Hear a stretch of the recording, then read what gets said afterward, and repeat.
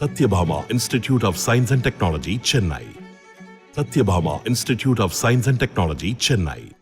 திண்டுக்கல் மாவட்டம் பழனி மற்றும் சுற்றுவட்டார பகுதிகளில் 1 மணி நேரம் பெய்த கனமழையால் பேருந்து நிலையம், ரயில் நிலையம் மற்றும் காந்தி மார்க்கெட் சாலைகளில் மழைநீர் பெருக்கெடுத்து ஓடியது.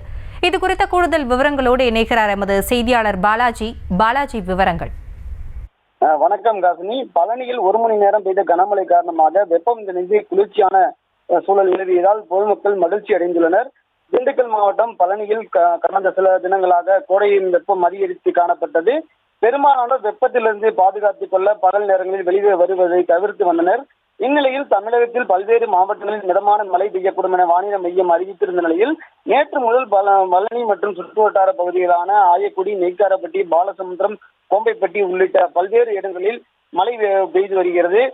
இதன் காரணமாக 1 மணி நேரத்துக்கு மேலாக மழை பெய்து வருகிறது. பேருந்து நிலையம், ரயில் நிலைய சாலை, காந்தி மார்க்கெட் சாலையில் தண்ணீர் பெருக்கெடுத்து ஓடியது. மேலும் மழையால் வெப்பம் தணிந்து குளிர்ந்த காற்று வீசியதால் பொதுமக்கள் மகிழ்ச்சி அடைந்துள்ளனர். ராஜினி, விவரங்களுக்கு நன்றி பாலாஜி.